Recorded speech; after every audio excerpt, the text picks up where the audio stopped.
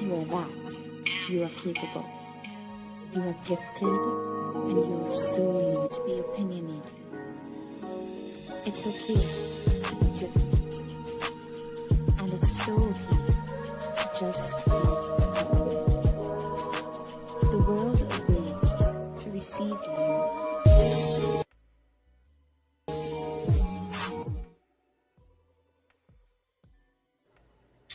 Blessings, blessings, blessings, everyone, and great evening. Okay, I won't be on the screen tonight, but what we will be doing is looking at the Dolton meeting.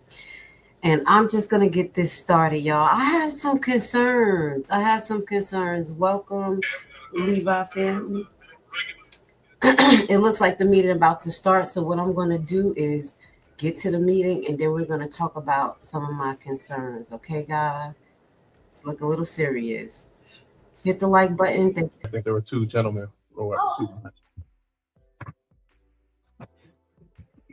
Hello, how you doing? My name is Christopher Williams, and I am a business owner in Dolton, and I am a solar developer, and I would like to invite everybody to our event this weekend called the Taste of Solar. We would like to be on the agenda next board meeting, or the next meeting. We have an opportunity to share an opportunity with the village how we can save on our utility bill.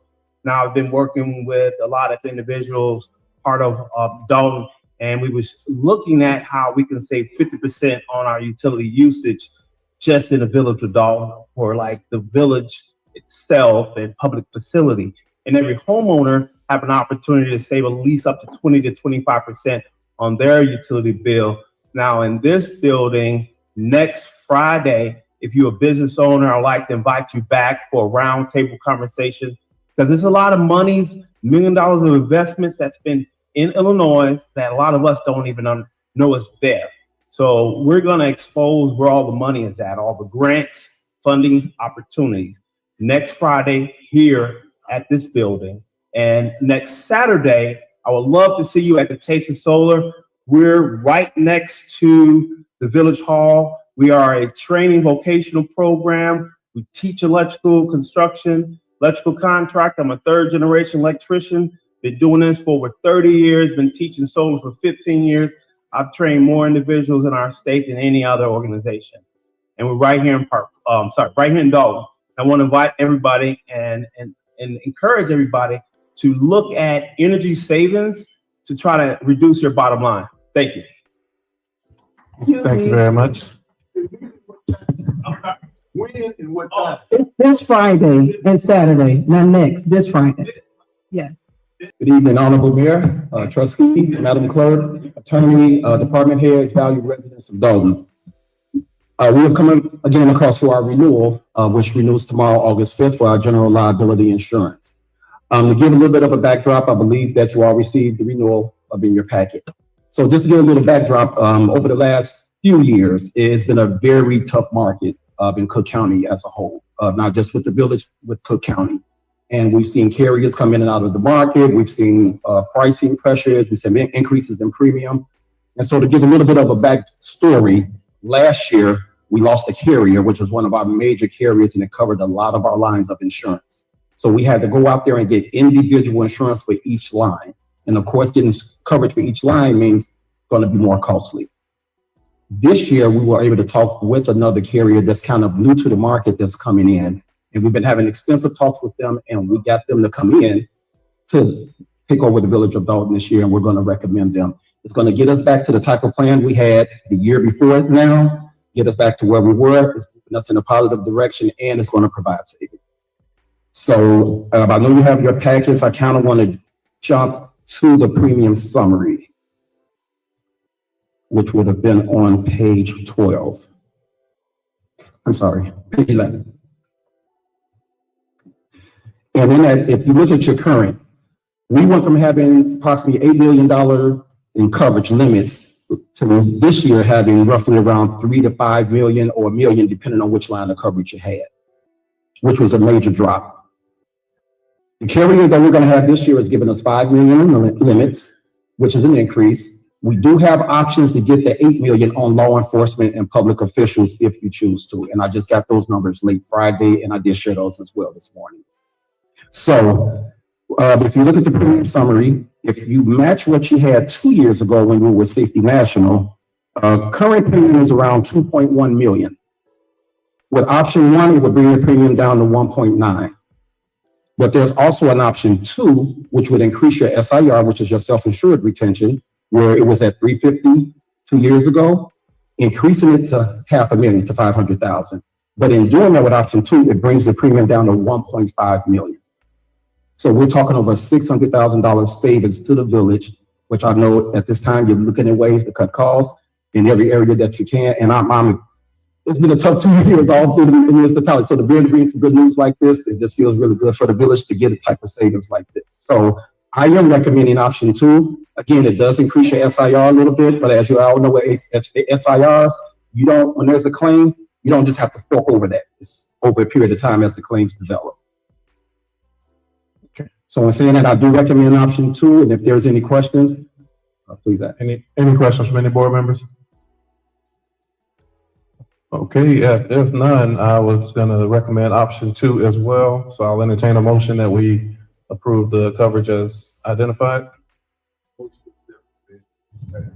Okay, I heard a motion by trustee Stan Brown, a second by trustee Holmes. Any further discussion at this time? Hearing none, clerk Key, please call the roll. Trustee Tammy Brown. Aye. Trustee Norwood. Aye. Trustee Stan Brown. Aye. Trustee Belcher. Aye. Trustee Steve. Aye. Trustee Holmes. Motion passed. Okay. I want to thank you, Cliff, for the presentation and, of course, the savings. We are greatly appreciative. Hey, thank you. It's a pleasure partnering with you. I've been with you guys since 2013, and then been with you through the good and the bad. So just appreciate the partnership, and I continue to look forward to working with you all. Thank you. All right. Okay, we're going to resume with our village engineers report. Okay, can I ask our engineer to step forward, please?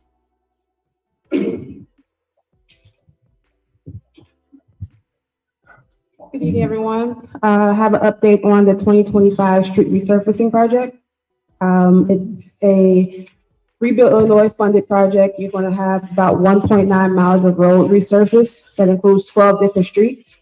The bid opening for this project is Tuesday, August 12th at 11 a.m. at Village Hall.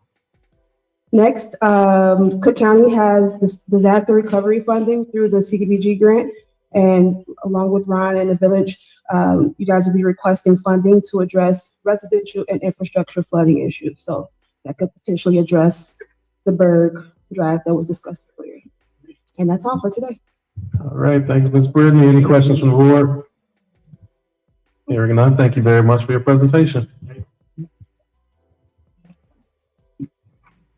Okay, moving on to our next item for discussion. I want to talk about the adjustments to this warrant list. I want to thank the board for working with us. It's very important to us that we get a board packet to everybody to allow them the full weekend to review. And in that, I'll say, in that deadline, we also encountered some things that have come up at the last minute, which have required the time sensitivity needed to get these paid. Has us asking for an addition, and we'll be working harder to make sure we get those a bit quicker. Mayor, may I say something?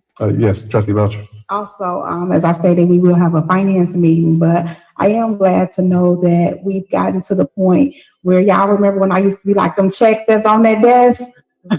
Well, those checks are being settled for those items that have been approved. So we're working on the aging report, aging of all of those checks that we do owe, and we've been able to find some money from different places because we're getting our finances in order, and also because a lot of these people knew that they did not have valid contracts, even if they did perform some works.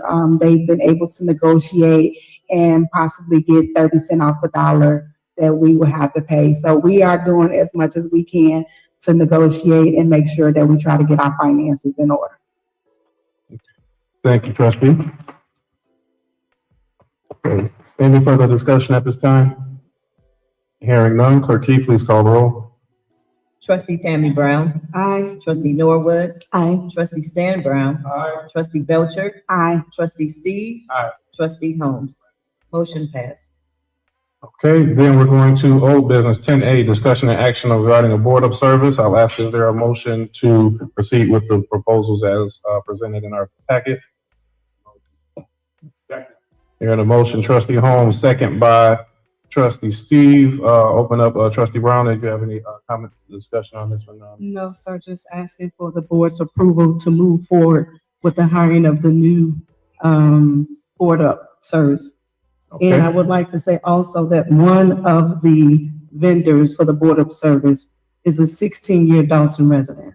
So again, here it is, we're hiring the, business owners that reside in our community. And that means those tax dollars are coming back. So fantastic. thank you, Mayor. Thank you. Any further discussion, board members?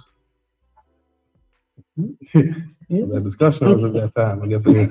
I'll ask Clerk, can you please call the roll? Trustee Tammy Brown.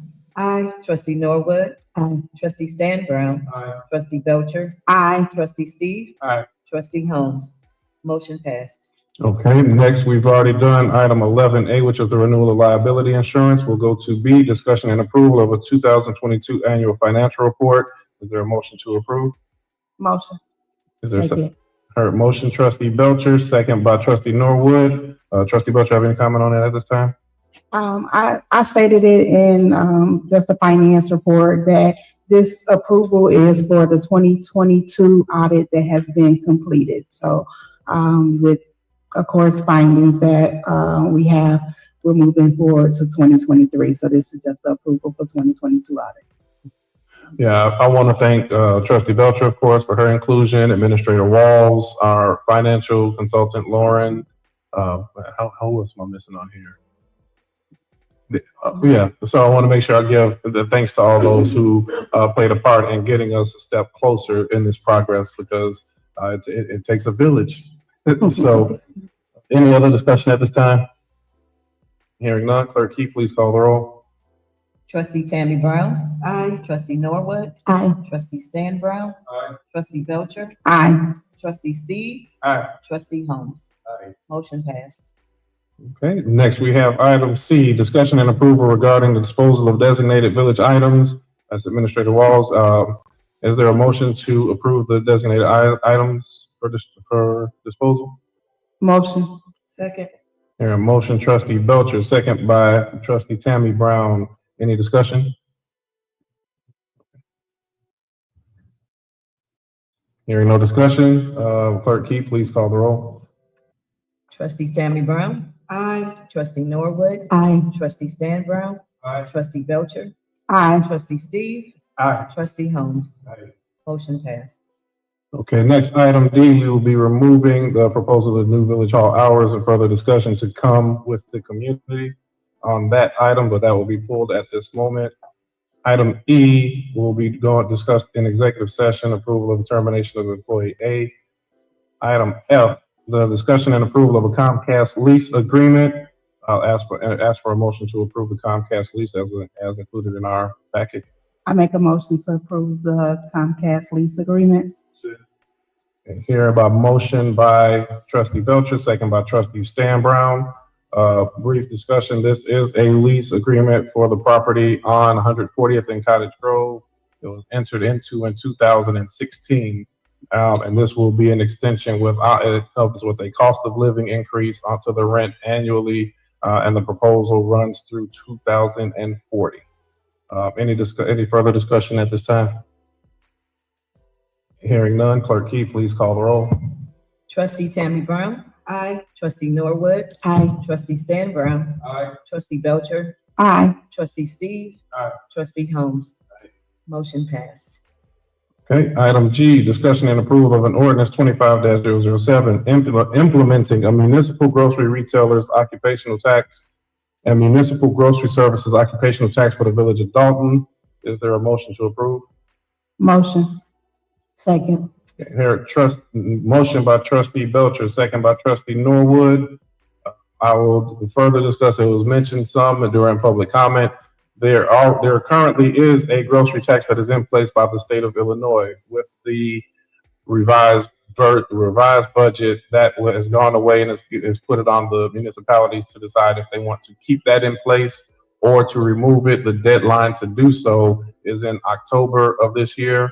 I anticipate that there will be many other municipalities that will similarly be passing this tax because of the revenue that the villages rely on from this tax.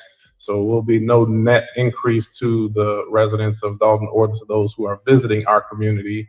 It will still remain flat. It's just a different entity that will be issuing the tax. So having said that, any discussion from the board? Hearing none, Clerk Key, I'll ask for a roll call. Trustee Tammy Brown. Aye. Trustee Norwood. Aye. Trustee Stan Brown. Aye. Trustee Belcher. Aye. Trustee Steve. Aye. Trustee Holmes. Motion passed. Okay, next up, we have a presentation from Safety Clean. I'll ask we have a representative from Safety Clean here. So if you come forward and greet the fantastic residents of the great village of Dolton.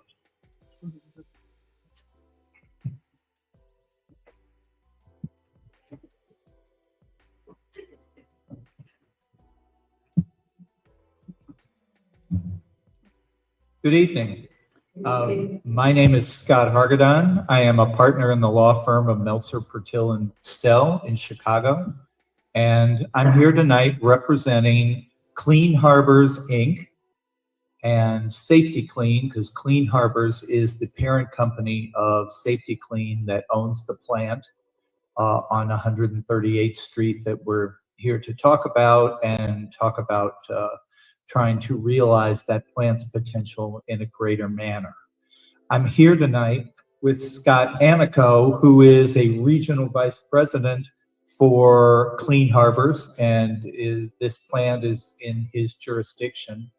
And I thought probably the best thing to do would be to start to have Scott explain what they do at the plant, and then also talk about what had the leadership of Clean Harbors, which is based in Boston, would like to do with the plant to sort of bring it a little more current from its current state.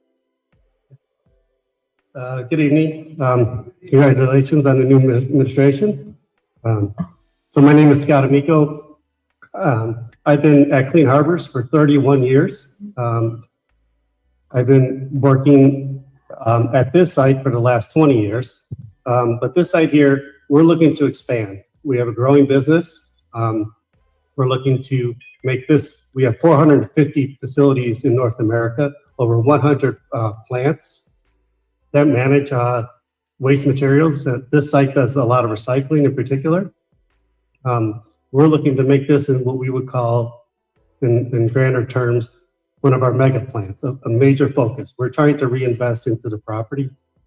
In the last year, we spent over $3 million into the property, and we'll continue to do that.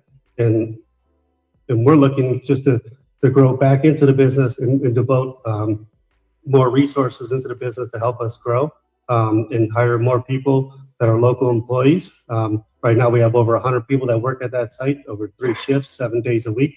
We want to continue to do that. So our expansion efforts are really just to allow us to minimize some of the truck traffic that we see around our facility, try to get it out of the way from the residents and get it into our facility rather than having some of the truck traffic back up on 138th Street and Catalpa and Center Avenue. We would like to be able to get all that truck traffic within our facility and not have it so much congestion for our residents locally here. So that's generally speaking. Again, if you have questions about our company or our long-term vision, I'd be happy to answer those. I'm also here with my colleague Brendan Penny, and we have a handout for you all because I'm going to explain what Clean Harbors would like to achieve here to help it with its plant expansion.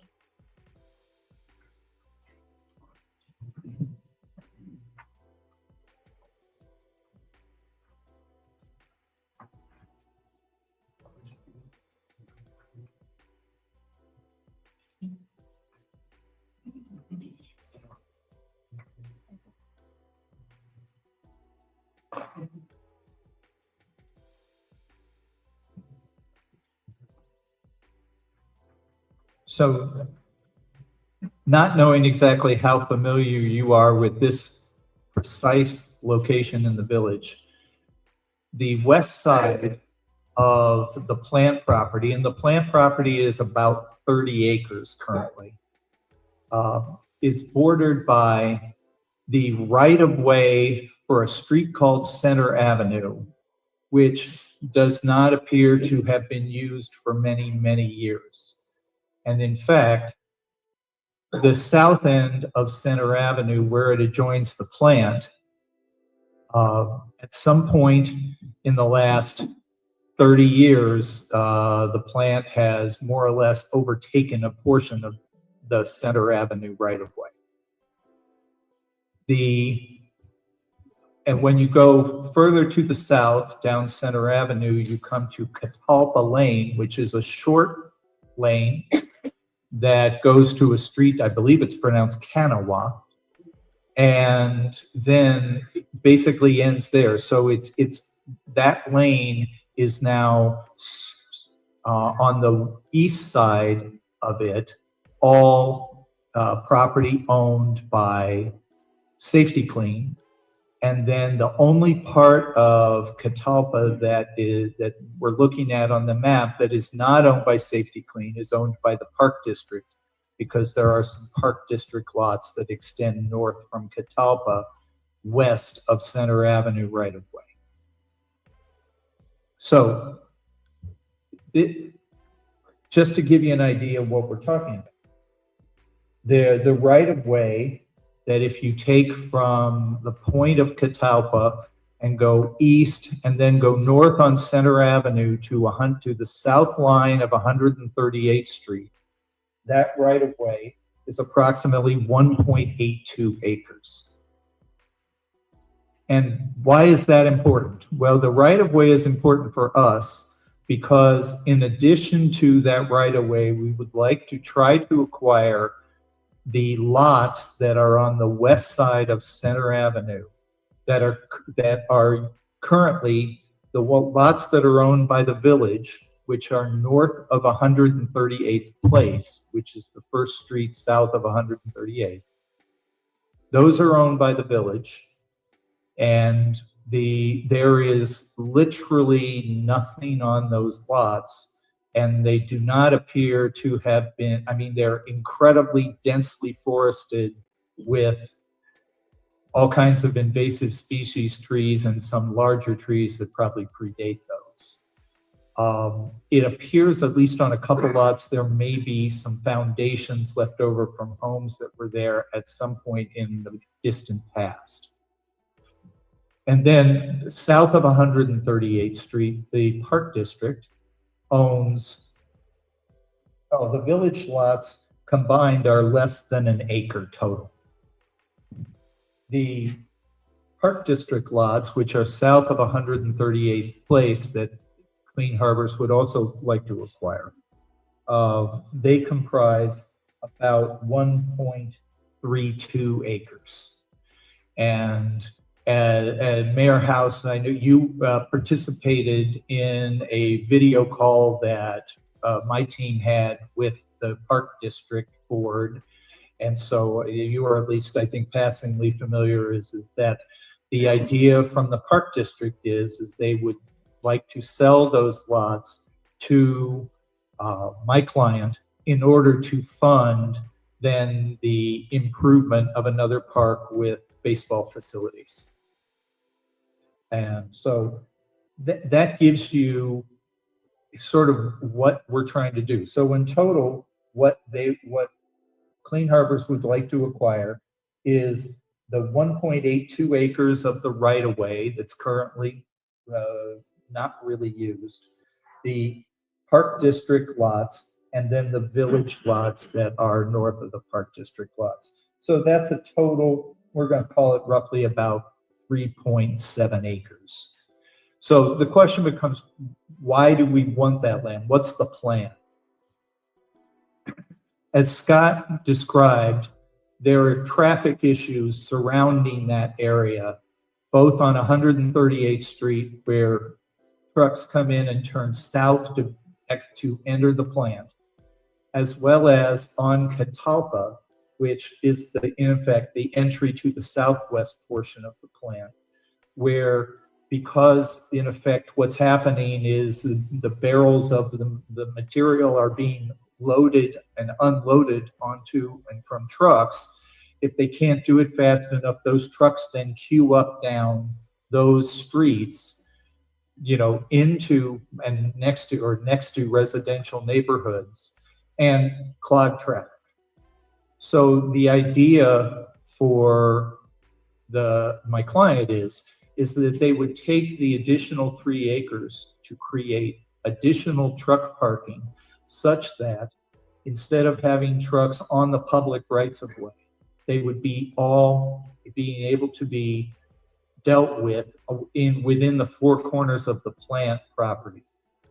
And that would include truck parking as well as then additional lanes coming south, from 138th Street where Center Avenue theoretically exists today. Sounds right. Okay. It sounds like. It's not a lot of land, but it's a complicated acquisition because, just as an example, we cannot acquire, or we wouldn't want to acquire the properties from the village or the park district unless they, for example, were rezoned from their current designation. Actually, the right-of-way is not zoned at all, but the other properties have a residential designation. But we would need to have those then rezoned in order to match the zoning of the current plant so they could be used for the same uses.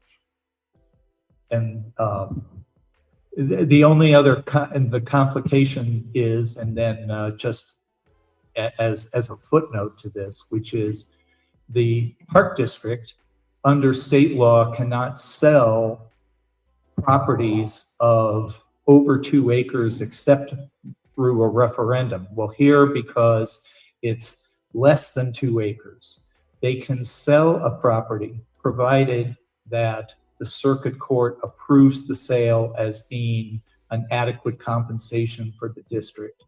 And so in order to complete the whole deal, we would have to, in effect, I think the sequence, if that would be, I think logical, would be to get an agreement with the village on the right of way and the lots if you wanted to sell the lots, and then I'll have that agreement then be contingent upon your board's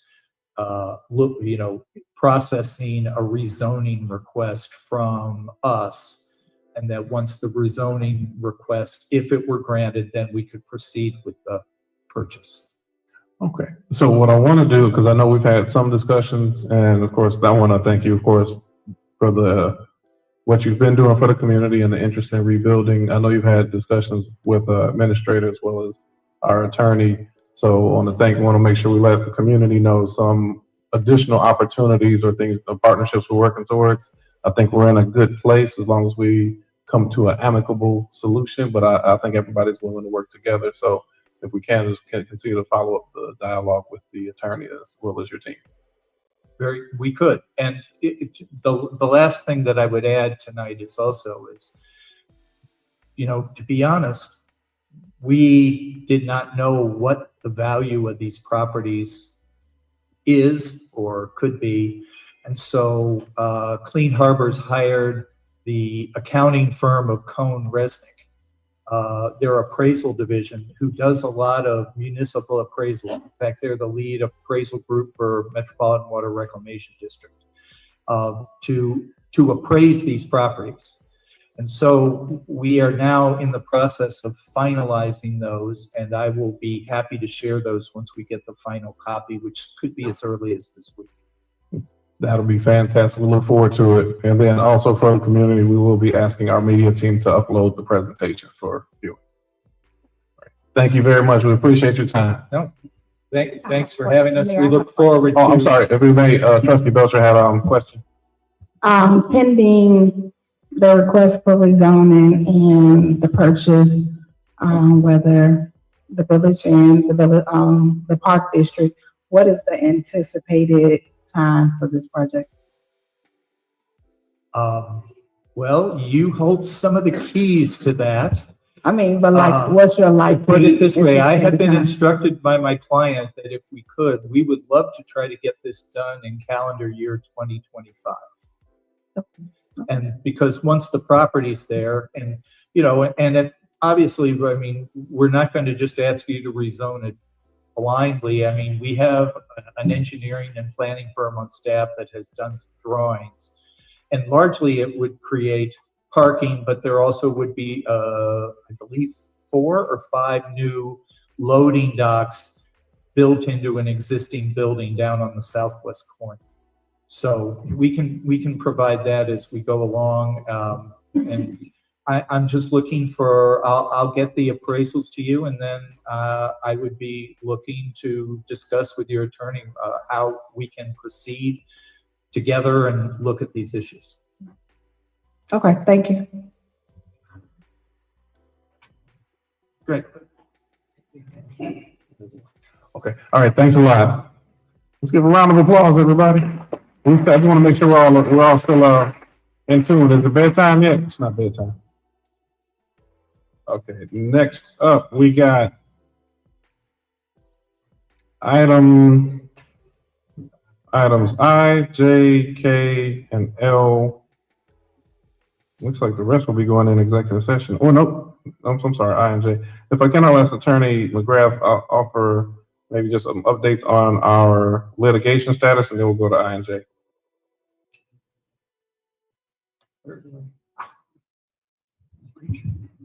Thank you, Mayor. I appreciate it. Couple of items. First, since Bert Olson was brought up earlier in the meeting, I would just like to note that he doesn't do any of the litigation for our office or for the village. So anything with litigation falls on me. So I'll give that report. But Bert did give me some memos to pass out to the mayor, the board, and the clerk. I think it was also emailed. This in regards to revisions to the historical commission ordinance for the village. There's some changes that he's suggesting. Again, this goes towards the Pope's childhood home. So I'll pass that out, and the clerk can also send it to you. And he strongly recommends that those revisions be made to that ordinance to move forward, and then you can get state and federal funding, hopefully, for that location and any other locations that you turn into a historical site or landmark.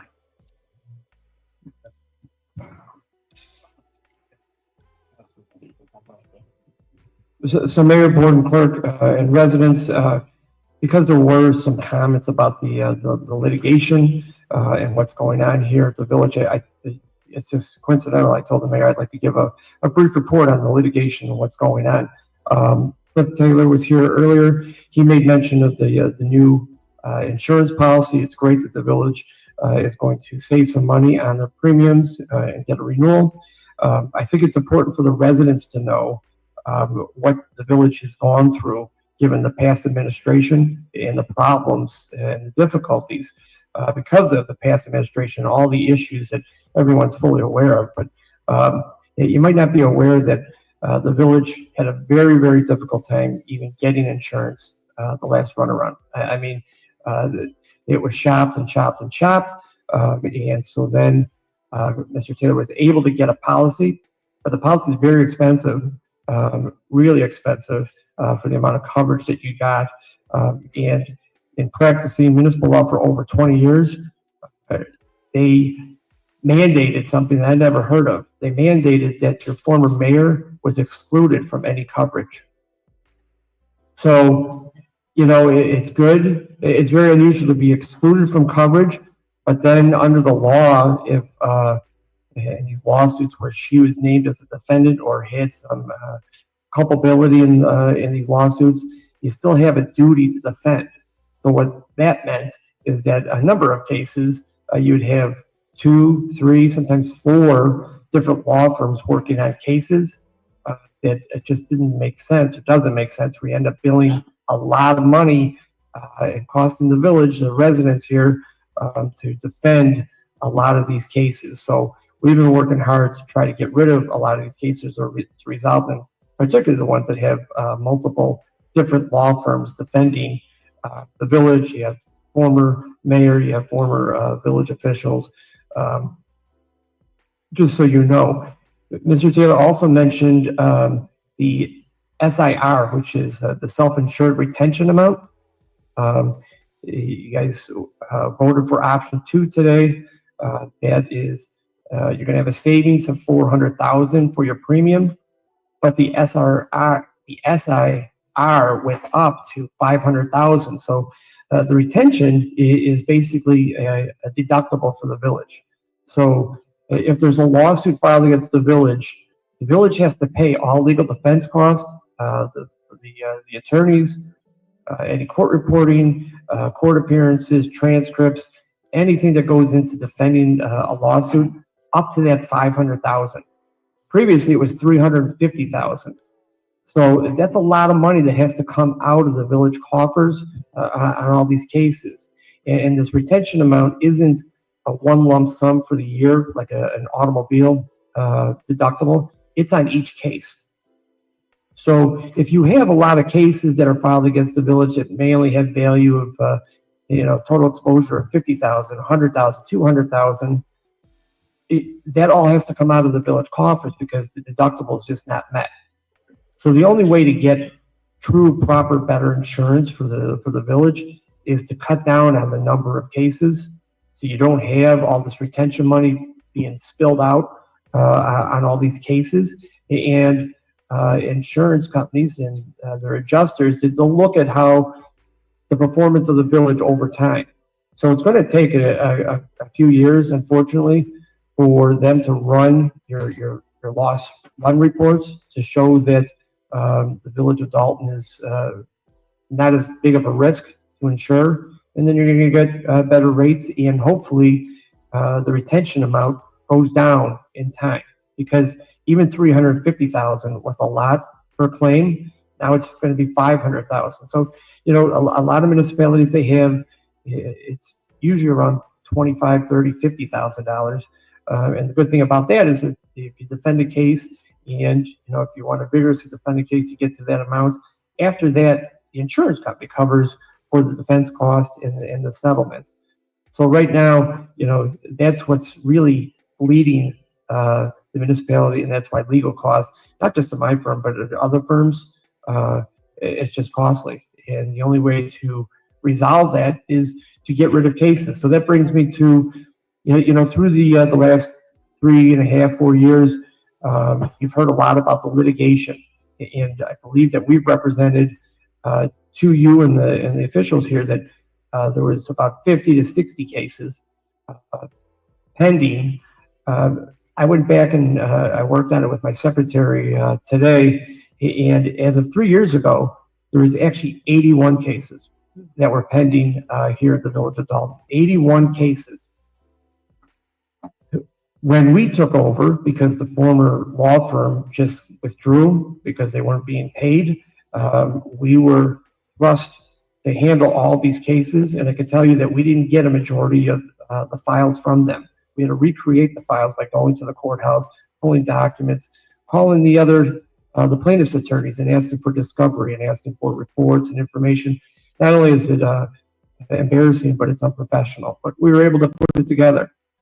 So since when we took over all of those cases, I'm happy to report that we have resolved, either through winning on motions to dismiss, summary judgment, or settling. We have resolved 30 of those 81 cases, which, it's significant to get rid of that amount of cases. Currently, as we sit here today, there's 38 open cases. All those, a vast majority of those 30 cases that were resolved obviously dealt with the past administration, lawsuits that were filed against the past administration, things that did with employment, violations of employees being fired and terminated and hiring the wrong people and not following policy and practice. A lot of those cases we resolved the best we could, the lowest amount that we could. But sometimes you probably have to, the village probably ended up paying a little bit more than what the case was worth. But again, when you think of the retention amount and you're paying my law firm and paying another law firm and another law firm to go to court for statuses, to do depositions, it just doesn't make sense. So that's why we got rid of a lot of those cases. We're able to settle them. Out of the current 38 cases, I broke it down. 24 of the 38 cases, again, relate directly to the past administration and the officials or department heads that the past administration put into place. So it's still hanging out there. We're working on getting those resolved. Some of them, when there's extremely high demands to settle, you know, the village just doesn't have the money to settle that. And we'd like to write checks to everybody, but you can't do that. And then certain cases have certain value. In other cases, you're presented by demands from plaintiffs' attorneys. They're just completely outside the ballpark. And, you know, they're trying to do something for their client, but our job is to defend the village. And I think we're doing a real good job. And it just kind of goes to some of the earlier comments during public comment. And again, Bert has nothing to do with any of these. That's me and my litigation team. And I'm open to talking to any of the elected officials about the cases. So we are handling 24 of the 38 remaining cases that are open. The other 14, or strike that. The other 14 cases are your run-of-the-mill typical cases that are filed against municipalities when there's negligent cases, when somebody falls on a sidewalk and claims that the crack caused them to fall. There's some police cases, cases about benefits to different employees, just what you typically have in municipality type of disputes. Out of those 29 cases, there's 9 that are being handled by other law firms, not my law firm.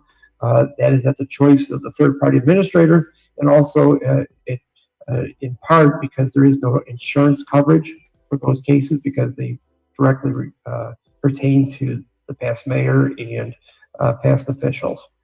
So that's kind of like the overview of the litigation. Again, going from 81 cases to currently 38 cases, 24 are dealing with the past administration.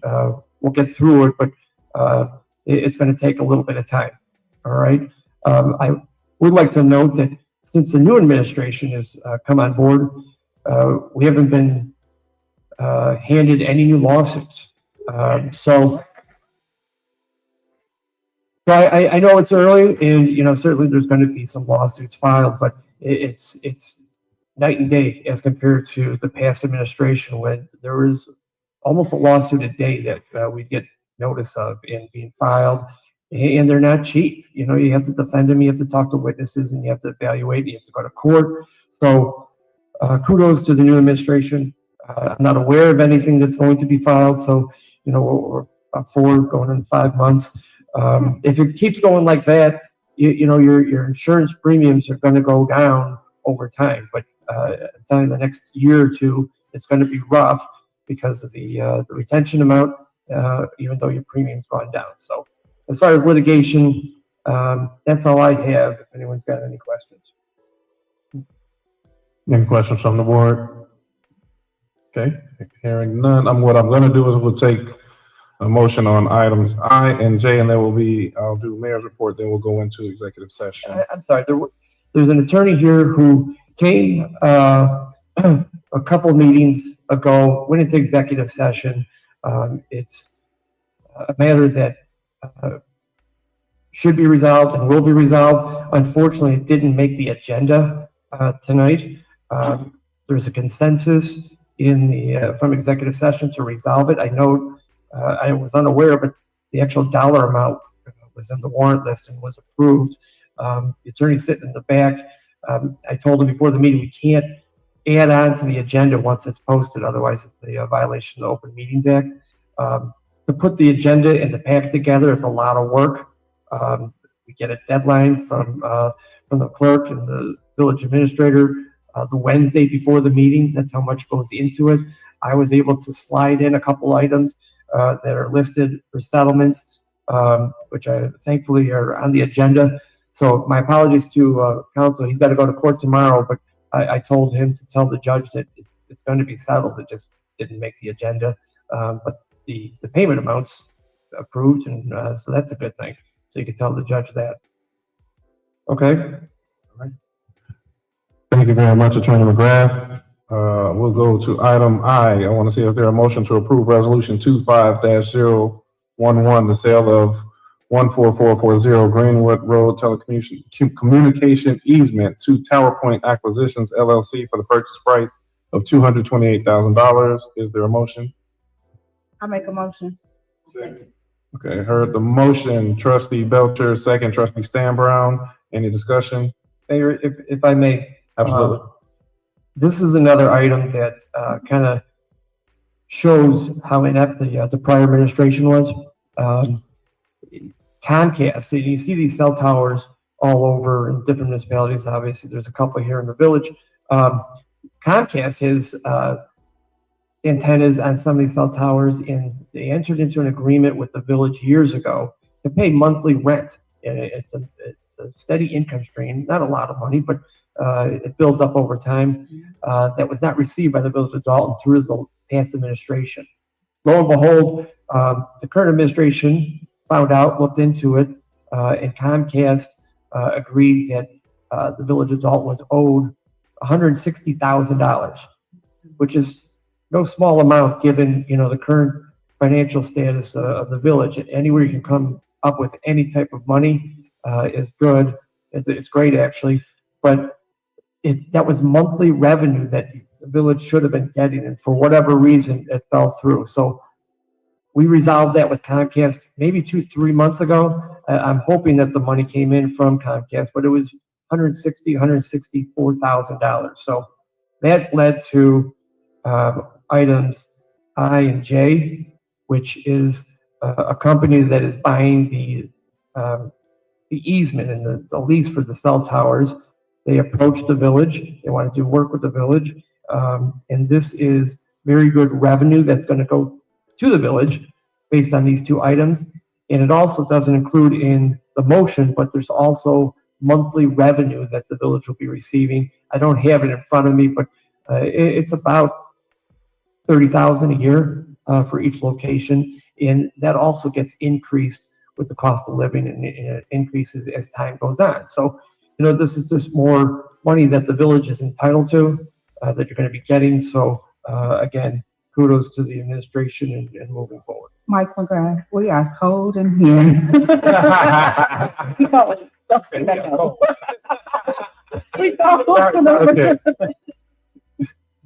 Okay. Any further discussion? And since Trustee Belcher's cold, whoever discusses next, I hope the next comment somebody stutters.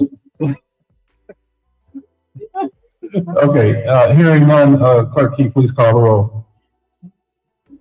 Trustee Tammy Brown. Aye. Trustee Norwood. Aye. Trustee Stan Brown. Aye.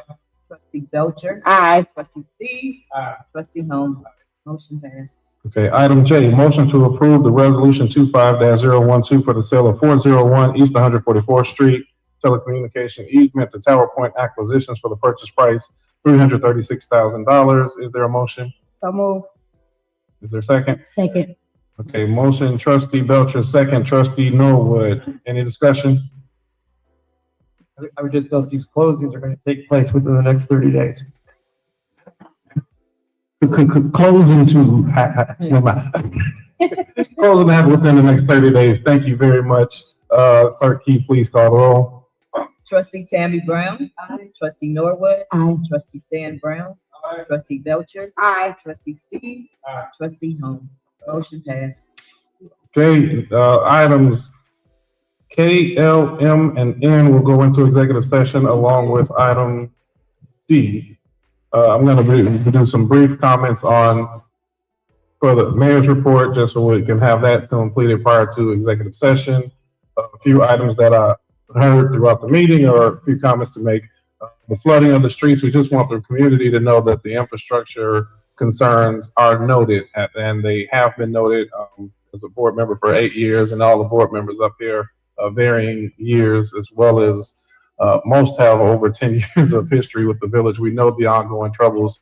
We will be doing assessments and keeping the community updated on the status. I will note that through some of the work the administrative team, as well as the support from the board, we do have a rebuilding Illinois funding of $868,000 that will go towards the repaving of Clark Street from 146th to 147th Street, on 149th Street from State Street to Wabash, 147th Street from Edbrook Avenue to Indiana, 141st Place, Indiana Avenue to Manor, Sheridan Avenue from King Drive to Oak Street, Engle Avenue from King Drive to Irving Avenue from Sibley Boulevard to 152nd Street, Woodlawn Avenue, 152nd Street to Greenwood, Meadow Lane, 151st Street to 152nd, 151st Street from Meadow Lane to Dorchester, Sunset from 152nd Street to 154th, and Dante Avenue from 154th Street to 156th Street.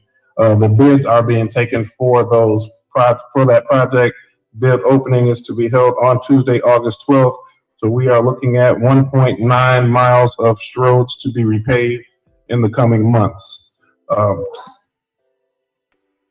the obvious thing that comes right behind that, because I know when that gets, we post some of the repairs online, and I still encourage every resident to do so, because the immediate thing is, well, what about my block? And we still encourage anybody. We do have a running list of blocks that need to be repaired, because we know there are many more blocks that need to be taken care of.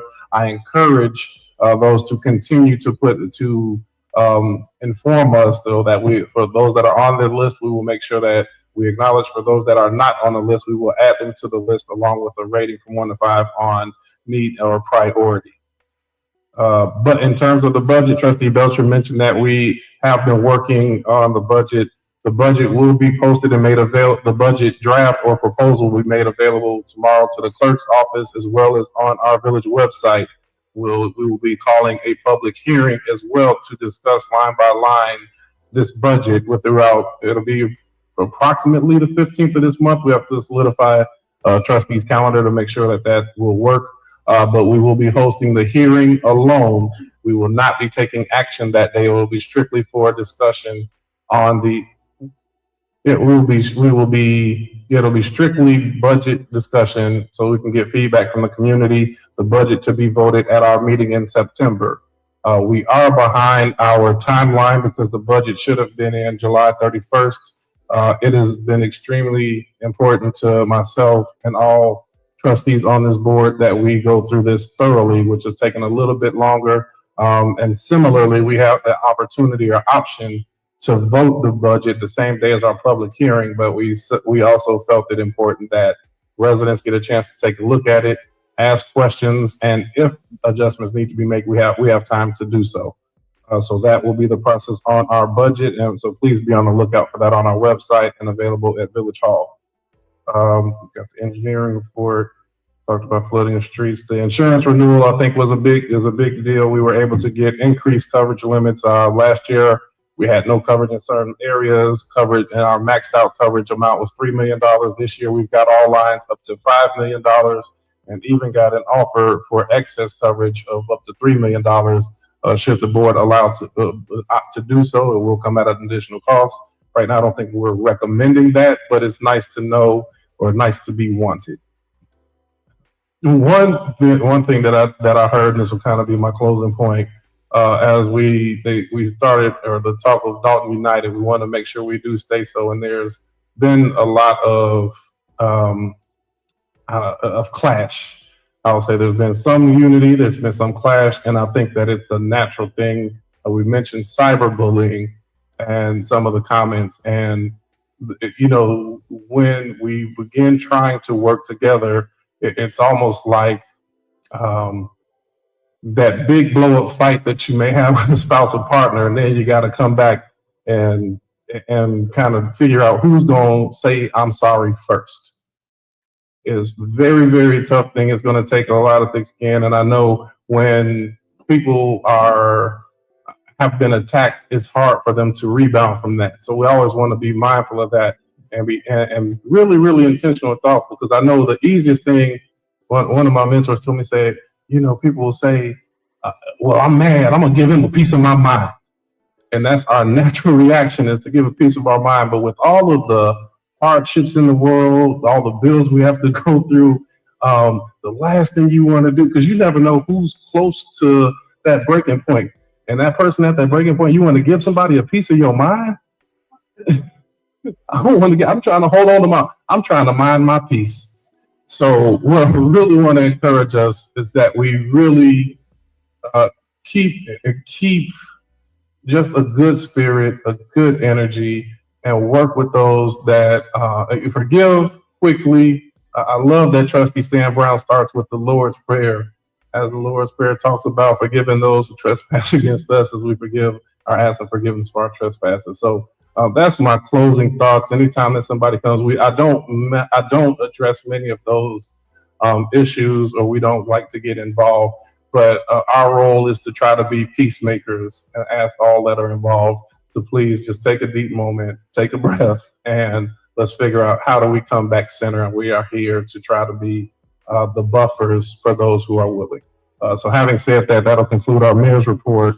And I'll ask for a motion to go in executive session for the items listed. Is there a motion? Okay, I heard motion, Trustee Steve, second, Trustee Norwood. This is for executive session for discussion around disciplinary and litigation. All right, Clerk, can you please call the roll? Trustee Tammy Brown. Yeah. Oh. A little too deep. Okay. Trustee Norwood. Aye. Trustee Stan Brown. Trustee Belcher. Aye. Trustee Steve. Aye. Trustee Holmes. Okay, we're Aye. All right, we will take action on the items listed once we return. So we will look at, we're in 15 minutes. Let's get to it. Blessings, y'all. All right, I am concerned. I'm concerned. We have a lot to unpack tonight. Thank you for being with us today. The first thing I want to talk about is so much. I got my notes, guys. I was like, bump this. I had to get myself together. But first and foremost, I'm very concerned of what I'm hearing as far as the businesses being brought into Dolton. We're going to have to unpack this. Now, let's put this on the screen real quick. We're going to put the agenda on the screen. Welcome to Uncensored Enlightenment Talk. If you don't know who I am Grace Levi. So hold on one second. Let me put a better picture up here. Let me move this. I'm concerned, and I'm glad we're still paying attention to this, because Dolton residents, this sounds like it's going to be a lot of rezoning going on. Maybe something close to what's going to happen in Harvey. Hold on. Let's put myself right here. So what they're going to executive session for is to talk about items I and J. Or no, they're going to go in to talk about the lawsuits and pending people who are supposed to be fired. Hopefully that's Officer Carlton, but we'll keep our eyes open. Now, my concern is item I and item J, the telecommunications, and also something else that we heard in the broadcast. Now, they're talking about putting cell towers into Dolton. Now, this is what I want you guys to start to consider. Cell towers and data centers, they do a few things. One, they increase the water usage in the area and electricity usage. I do apologize, and pose some health benefits. So I said, wait, let me just do a little research. So it says, this is according to AI, placing cell towers in community can bring both benefits and down drawbacks, impacting property value, highlighting that if you put cell towers in, not only do rezoning should happen for health benefits, but it does lower the property value, because who wants to live by a cell tower? Highlighting that there are a lot of studies that you can look up now and documentaries that highlight that there is some type of correspondence between these cell towers and cancer. All right. It says while they improve wireless communication, potential negative impacts includes reducing property value, health concerns related to radiation, and visual and environmental disturbance. Some studies show that cell towers can negatively affect property value, particularly those located close to the tower. This is often due to the aesthetics concern and the prospective health risk. Okay, so health concern. Concern exists regarding the potential health effect of radio frequency. Radio frequency emanated by the cell towers. Studies have investigated potential links between RF, radio frequency exposure, and health issues like cancer, reproductive problems, and behavior issues. And we don't need any more behavior issues, guys. Research studies that living near cell towers may increase cancer risk and impact nervous system disturbance. Okay, so this was one of the things. Now let's just look at, y'all know I had to be nosy because I'm like, what address are these? Now you're gonna have to verify, but one of the address was 14440 Greenwood Road. Okay, so I did do a little research to see like where is it? What does it look like? And this was one. Let's get to it. So this is it. Let's go in. We're gonna.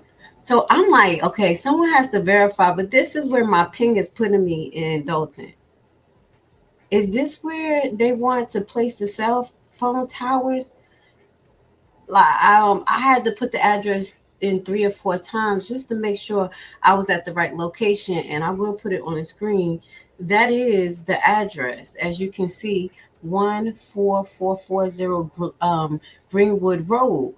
So are they going to build over this? Is this a basketball court? What center is this? So I went in a little bit more, and I'm like, what is this? Okay, so I looked at the other address where they want to create this easement. Okay, and the other address, I was like, okay, is this correct? Now, you guys live out there, and when I was out there for the butterfly release, I wasn't able to do a lot of, looking around because I was busy. But the second address is looking like Public Works. Let me know. Let me know if I'm tripping. Wait a second. So the address I put in was 401 East 114th Street, Dolton, Illinois. So here we go. And this is the address. I just want y'all to see, because sometimes I make mistakes. I'm not perfect. But this is it. So I was like, what is that? And then you look, it's Public Works. So are they selling Public Works or just putting the cell tower on a Public Works property? That's what I'm trying to figure out. So I said, okay, now, this is a short, deep dive of my nosy self. So hold on. This is the company. So the company name is Easement to Tower Point Acquisition. So I said, let's figure out what Tower Point Acquisitions is. Now we're still waiting. I got my eye on Dolton. They didn't come back in. Let me see. Hold on. It looked like they ended the first live and they're gonna start another one. Okay, here we go. All right. So I'm here, y'all. I just want to make sure that I'm on the right thing. Thank you for being with me tonight, y'all. I was like, we got to figure out what's going on because this is looking a little weird. So I pulled up the company's name and information just to see who are they, what do they do. So this is Tower Point. So the premier platform, unparalleled expertise. So 3 core offering driven by the same committed committee. So they do wireless services and they help build digital infrastructure. So what it looks like is coming is the wireless real estate acquisition, or as we say, they may not acquire it, they buying it. Hold on, because at first it said it's an easement. Let me just make sure, because easement is different. Wait. Yeah, okay, telecommunication easement. I just want to make sure we're looking at the right thing, because buying the property is different from an easement. Easement is going to create more money for the town as they use it. But instead, we still have to think of two things: health issues. No, three: health issues, property value, and rezoning. Rezoning. So, tell me what y'all think, because I don't know if the Dolton residents know what this is. Let's see. Building lasting partnership is the heart of our business. We participate in a variety of transactions type, including direct easements, assets, fees, and entity purchases from public to private owners, and development joint ventures for new business communication towers and digital infrastructure. So basically, they say that they are a company that acquire public places and put them back into private ownership. Do y'all understand that? Public means like government buildings to private ownership, because these companies who are wireless company, AI companies, are people like Elon Musk. I'm gonna have to throw that back out there. The AI tech gurus that literally Trump has funded. He funded them twice. He gave them billions of dollars first for SpaceX. Did y'all forget about that? I had talked about that. Nobody talked about that because it sounded a little weird. Like, okay, but he gave them billions of dollars for SpaceX. Just because him and his girlfriend is beefing or his son is beefing, Elon Musk, don't mean that this thing is not being set up. And I believe they're doing it through the Black communities, because they're not going to bring all of these towers to other communities, because they're going to stand up. And because, we have a demand for funding as well as building around our infrastructure. If these things are presented to us, especially in a time after Tiffany Henyard, people may think that this is a viable idea, but again, it may cause some issues, because you see what's going on in Harvey. Basically, what it looks like is that they're selling out Harvey. Now, I don't know if they're doing it to AI, but at the end of the day, I don't know if the trustees are doing this on purpose, but usually cell towers go into commercial zone and not residential. Thank you. That's why they got to rezone. Oh, guys, thank you. Thank you for bringing that up. Okay. You remember when we were talking about the Pope's house? And I was like, the only way that they can make some type of money if they rezone the area and turn it into a historical district. And that's exactly what they said they're going to do. Turn into a historical district. So that's going to affect the business owners and the homeowners there, because it's going to be residential historic. Because my grandmother had a property in Brooklyn that they kind of turned to a historical district. But what ended up happening is not the price of value went up in the area, but it was demand, because they wanted to make certain aesthetics. They wanted to basically push the residents out. And that was another form of gentrification that happened in Brooklyn. Up in Brooklyn, Flatbush area. Back in the day, if y'all from niggas, I was born out there, so my grandma from Brownstones. It was all blackity black. But then gentrification started to happen, and then they gave the great offer for the Brownstone. Like, okay, especially people who need it, passing down generational wealth. This is how gentrification works. So this is what I'm seeing, guys. So we may need to talk about that. Because I'm like, whoa, it's some changes going on. And are the residents going to be comfortable? Who houses are there? Who will be affected by this? Historical districts sometimes do come with tax credits, but that usually goes to the tax credits or discounts for businesses that goes in that area. I'm going to double check, but usually homes in historical areas have higher tax brackets for some apparent reason, because they try to charge a little extra for restoration or something like that. But let's just hope that I'm just overthinking. But I'm a little concerned. So, yeah. Also, while we still have a little break, because this will hit a few things that I'm concerned about. We're still waiting. They didn't come on yet. Let's remove this off the screen. One of the things they were talking about was a possible data center.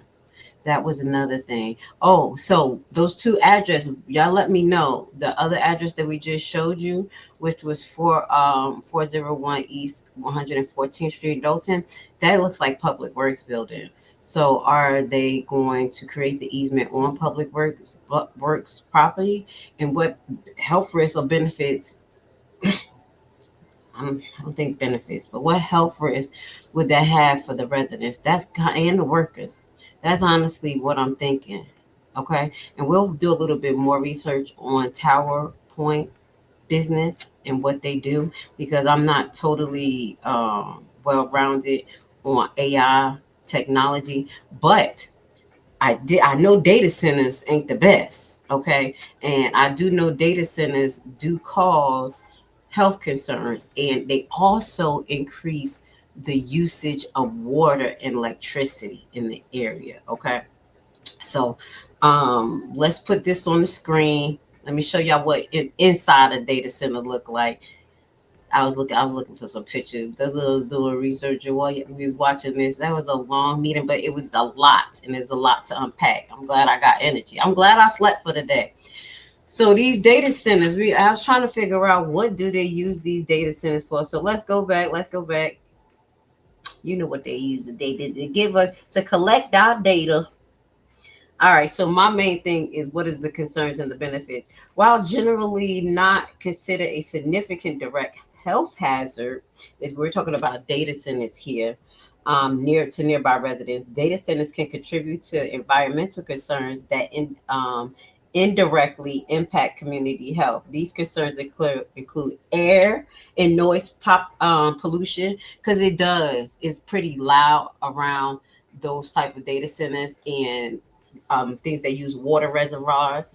We're going to talk to you about what water reservoirs they need to use, because they use the water to cool down the electronics. Okay. So these concerns, like I said, includes air and noise pollution from power generated, water usage, and the potential for increased utility costs. So these are some of the things that I think the residents really need to address, especially because they still have tea with the trustees. I'm still paying attention right now. The meeting hasn't started yet. They're in executive session. I hope they're paying attention what we're talking about, because they're gonna have to pump the brakes on some of this right here, because I'm a little concerned. So let's go to this. So it was talking about data usage, water usage, and if y'all already know, y'all have infrastructure issues, flooding going on in Dolton as well. So this is what we have to be concerned. This is also, if the village owns the towers, it will bring additional revenue. Yeah, but they don't. They can't own the towers because they're gonna have to manage it. They have to have the knowledge. They have to have the work base for it. So that's why they usually companies, AI especially, specialize in that, acquire land and under the guise of helping us get faster internet. I'm a little concerned. So data centers consume large amount of waters for cooling, which can strain local water resources, particularly in rural areas. Hold on. Data center in GA. I'm like, hold on, causing issues.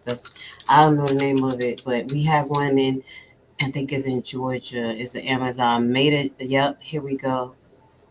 Let's bring it up here. This is so, guys, please, data center boom impact Georgia water resources. It's happening up here too. So we're gonna play this for you real quick. I'm a little concerned. Shout out to the Dolton residents. Shout out to everybody in the audience. Thank you for being here. We're great. It's easier to connect with. You know what we're going to do? We're going to keep you focused, as well as, pay attention to the messages. Well, a fast-growing tech industry is making its way to Georgia and is showing up in huge ways. It's running our devices, helping us get around, and even making our work and appointments a lot easier. But what price are we paying for all this progress? 11 Alive News investigates. Zach Merchant reveals the growing concerns about the strain data centers may put on our local water supplies.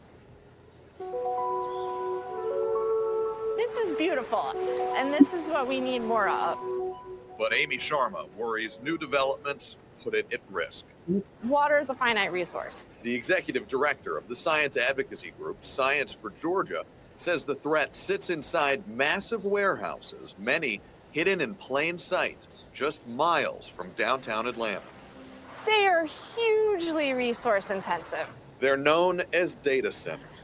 Emory University Goizueta Business School professor Ramnath Chalapa says the servers inside of them help power the digital age. And now the explosion of artificial intelligence is exponentially increasing demand. They form the fundamental backbone of the entire AI-driven economy. But all of that computing comes with a cost. One of the biggest inputs, Chalapa said, is water, used as part of many data centers' cooling systems. A large data center might use upwards of 200 million gallons annually. That's the equivalent of close to 2,000 homes, according to one EPA estimate. And Georgia is becoming one of the nation's leading states for data centers, according to Dan Diorio with the Data Center Coalition. Georgia's definitely in the top 3. State filings reviewed by 11 Alive News Investigates show developers have submitted proposals for at least 25 new data center projects across Georgia just since 2024, totaling more than 5.2 billion gallons of potential water usage each year.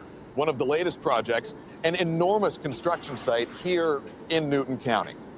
Dan Diorio estimates statewide roughly 100 data centers are either already online or are in active development, putting increasing demand on Georgia's water system. Diorio argues the data centers bring thousands of jobs, and the companies behind them have a financial incentive to use water resources carefully. Are data centers safe for the environment?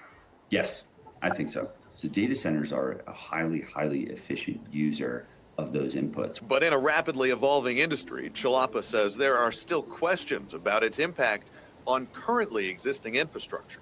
Because this infrastructure, this water table, and how we draw water from that was not built for this sudden surge in consumption.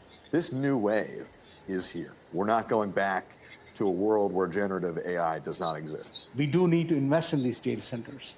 The genie's out of the bottle. There's no way of putting it back or not going back in time. The challenge, he says, is to ensure the growing industry strikes the right balance between development of an essential technology and stewardship of the resources required to power it.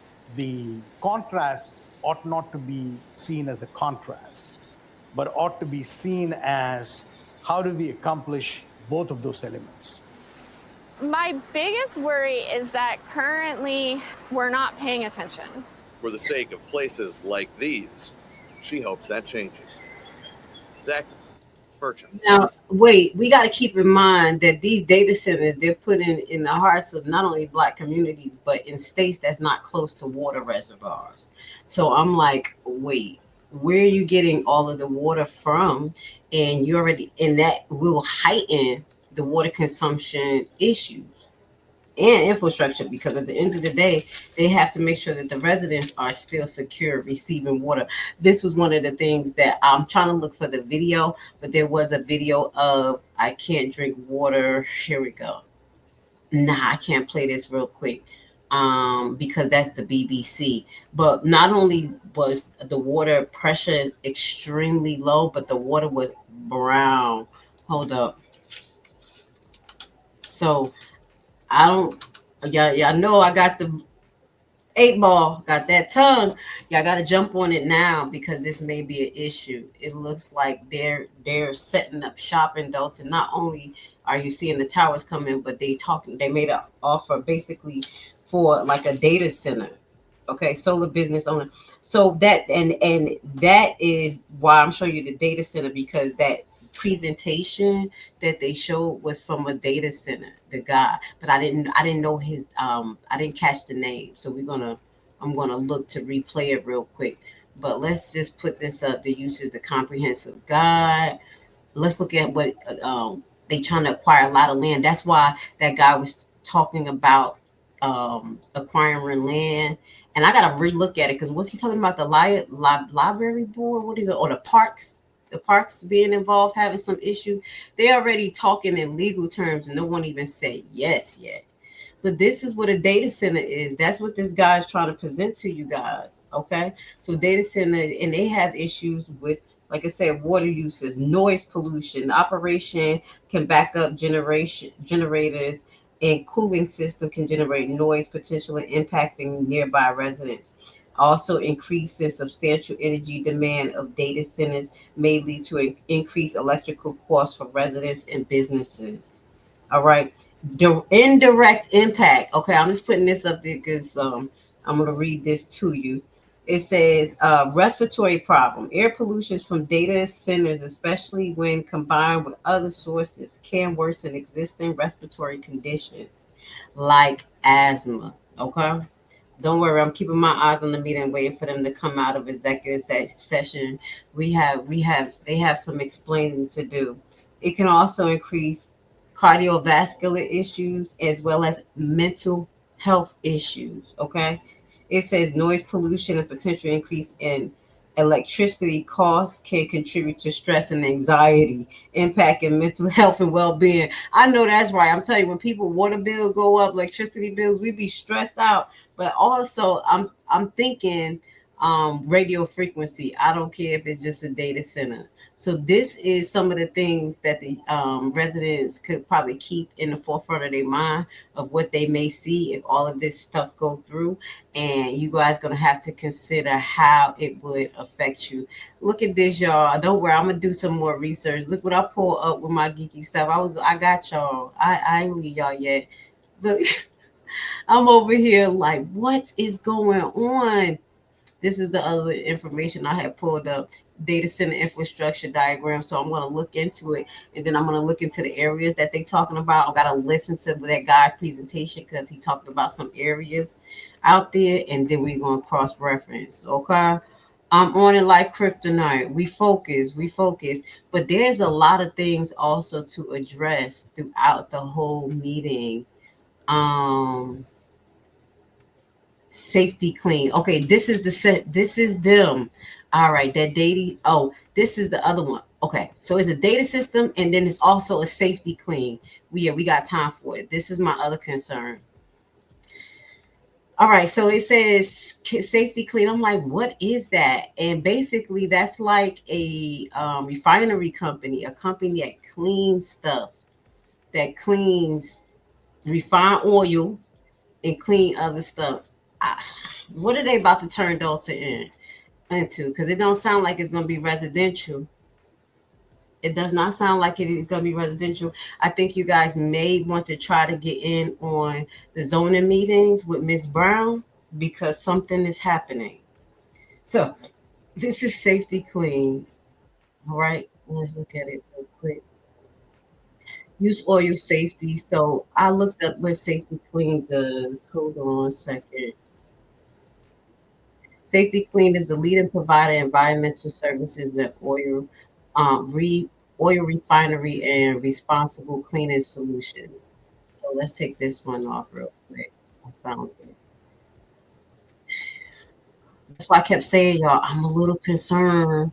I'm not laughing, but I was there like in the audience, like, I'm concerned, y'all. What is going on?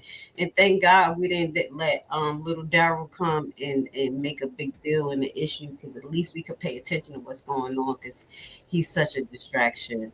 But anyway, this is the place, Safe Clean. I think those were the ones. Are them? I gotta look back.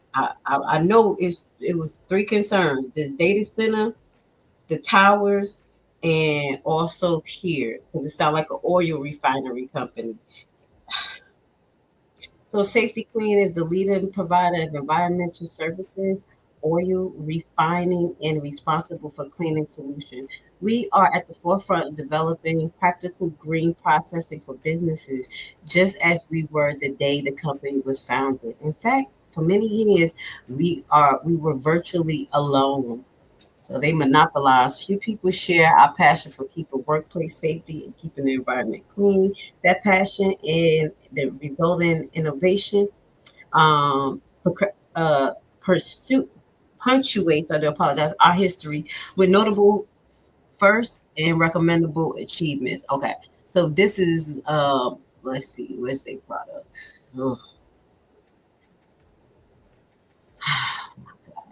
So let's just talk about oil refinery in itself. It does more than that.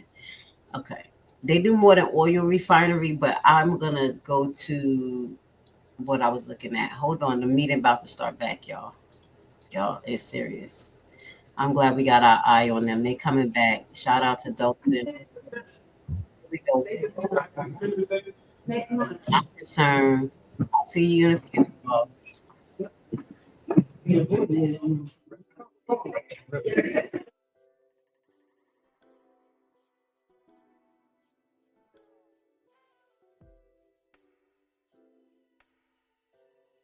Okay, I want to see, is there a motion to come back from executive session? Second. I'm good. Heard motion, trustee Belcher, second by trustee Stan Brown. Right, Clerk Key. Trustee Tammy Brown. Present. Trustee Norwood. Present. Trustee Stan Brown. Present. Trustee Belcher. Here. Trustee Steve. Present. Trustee Holmes left and absent. Meeting resumed at 9:10 p.m. Okay, I'm gonna ask if we can do a motion to combine items D, K, L, M, and N and a consent vote. Is Second. hearing a motion by trustee Belcher, second by trustee Norwood for combining items D, K, L, M, and N. Clerk Key, please call the roll. Trustee Tammy Brown. Aye. Trustee Norwood. Aye. Trustee Stan Brown. Aye. Trustee Belcher. Trustee Steve. Aye. Okay, and then I will entertain a motion to approve items D, K, L, M, and N. Second. All right, hearing the motion to approve by trustee Belcher, second by trustee Norwood. Any discussion? Clerk Key, please call the roll. Trustee Tammy Brown. Aye. Trustee Norwood. Aye. Trustee Stan Brown. Trustee Belcher. Trustee Steve. Aye. Motion passed. Okay, is there a motion to adjourn? Second. Motion trustee Belcher, second by trustee Norwood. Okay. Clerk Key, please call the Belcher, roll. Norwood. Yes. Trustee Tammy Brown. Aye. Trustee Stan Brown. Aye. Trustee Belcher. Trustee Steve. Aye. Trustee Norwood. Aye. Meeting adjourned at 9:11 p.m. See, that's what the residents miss. A few of the lawsuits was approved. Let's get to this. I am concerned. They shut that shit down fast. Thank you for being here. Now, this is what I wanted to go over. We got a lot to unpack. If y'all concerned, like me, y'all concerned. I'm concerned. All right, so let's just say this. I'm gonna just throw that out there. Thank God little Daryl didn't come and bust up everything. I think he's looking for another opportunity to come back into something because he's totally lost at this point. My man is manic. He's jumping from thing to thing. I don't know if he's running for commissioner. He's in Harvey. He has thousands of cases he has to handle.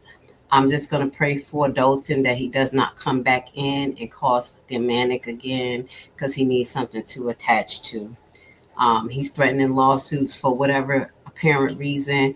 And I will say his argument about them not addressing his lawsuit is obsolete because it's a newly filed lawsuit. As far as Jay Bill's first lawsuit, yes, they do need to address that immediately in other lawsuits, but I will have to agree with the lawyers. Some of the demands is ridiculous. I mean, it's cute and fun to read $1 billion from someone demanding on emotional distress, but that's not real. So those are the things that actually tie up the case when the lawyers have to go back and forth and actually negotiate these type of things that's unrealistic, and that takes time and money every time they exchange paperwork. So with that goes to say, that's my little spill on little Daryl. Thank God he didn't mess up everything. And as we said, I do think they should address Fania's case and a few other cases, but you see they're doing it systematically, obviously, and we're trying to figure out where they're getting all this money from, because did you hear that there's a conflict of interest right now? I'm trying to figure out how that's going to work. So the new insurance company, not only allegedly that they're bonded a little bit more, where they're covered up to $3 million more, yay, but the premium is still pretty high. And I'm going to verify, because y'all know I have the paperwork, but what I remember is premiums was 500,000, 250,000 in prior years. But we know why the insurance premium is so high, because of let's put it on the screen. Y'all know I'm gonna keep this picture forever, ever, because of her and her goons. But what really stands out to me is that the new insurance company, and that was not brought to the attention when he was making his presentation, that they will not cover anything basically involving Hinyard. So the lawyer said that that may be a problem. That may be a problem because how many cases he said? 27 of the cases. Yeah, y'all gave me a lot of notes today. Oh my God. 30 of the cases have to do with Hinyard. And y'all still, 30 of the cases was handled. 38 cases are still open. I think they said 27 has to do with Hinyard, and the 14 has to do with other litigations that's, allegedly normal to the municipality. But with that goes to say, now when they settle these cases and handle these cases, who's going to pay for the liability of the cases? Allegedly, if this new insurance company exclude Hinyard, is it from the new coverage? And the question is the old coverage that they had going to cover these lawsuits? Because they had some type of coverage. I know they didn't get canceled in the middle of it. So I'm trying to figure out how that's going to work, because it sounds like it's going to be more pressure on the residents' tax base, highlighting that they're going to keep a grocery tax on people. Okay? Taxing the food. I mean, now I'm gonna shut up, because they have in Atlanta, they have grocery taxes and they have like a city tax. So it's one city tax, and then the grocery tax get its own tax. I think we have a grocery tax here in my town, but we don't have a city tax. Bear with me, y'all. I'm not a hat person. Y'all know I love braids. I'm not a wig or a hat person. So I can't wait to take this off, y'all. I'm gonna put my braids back on. Anyway, with that goes to say, please hit the like button. I appreciate you guys being here. Yeah, that grocery tax thing, I don't like it, but they have it here, so I can't even complain. And I mean, I would think that it would be more nice of them to kind of backtrack on that for a little while for the residents, because of all the hardships and the high taxes. But allegedly, they need that for the roads and bridges. That's why we're gonna have to start paying attention to the roads and bridges funds as well, because these streets are an issue. And you remember I told you I kept looking at all the roads and bridges accounts in Thornton and Dolton, and they was pretty stable because they wasn't using them to fix the streets or nothing. So the residents don't want just the potholes fixed. Shout out to all public works, because it's a little weird. I think having that tower there, you're gonna have to have people to manage that tower.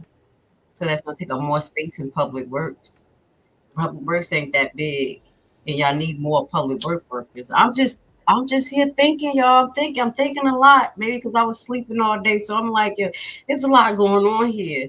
I don't know if this approach is totally right. Do y'all still have the community committee advisory committee? I think y'all need to get that back together and start coming up with some ideas, because again, they did ask you guys. They asked you when they were talking about the zoning and planning, Ms. Brown, and that's where the data center came up. And I was like, oh shit, it's gonna be a problem. She said, give us some ideas and things to bring to Dolton. And there are some ideas that won't cause such heavy burden. I'm gonna give y'all some, because I never give y'all some. I'm gonna give y'all some solutions. Okay, if y'all here for it. Get in the audience. I'm gonna need y'all to use y'all thinking mind today. Okay. Shout out to the new audience members, the one who like to think, talk about stuff, free minded. Love you guys. Now I was thinking about storage unit. Storage unit is self sufficient, no environmental issues. That's good. Look for people who want to do that. Reopen the factories that are out there. If there are factories that's out there, um, that you may can open up to use for different manufacturer companies that don't have to take such big tolls on um, environmental, like distribution. Big storage, big thing, big storage, big type of holding. How can I say storage units? Not the little ones, but you know what I'm talking about, where the trucks come in, distributing food, things like that. Those type of companies is okay. The only hardships about that is that it create a lot of damn traffic, and that was also what was concerning me about one of the businesses, because I do think that oil refinery company is going to take up not only space, but they're also going to have big trucks coming in and out. And yeah, I think it's not going to be totally a good look. Now, we have some like big storage companies out here in that area. Do be a lot of traffic. It's like Amazon, big storage and distribution out here. Those type of things are okay. It's okay to have those. They have to update downtown. Updating downtown. Now I know I kept pushing for community-based businesses, and they have to open up to community-based businesses. You guys gotta go out there and try to get the grants and the loans you need to try to open businesses. But they also have to open up to community service businesses that's kind of mom and pop, like commercial. So another grocery store.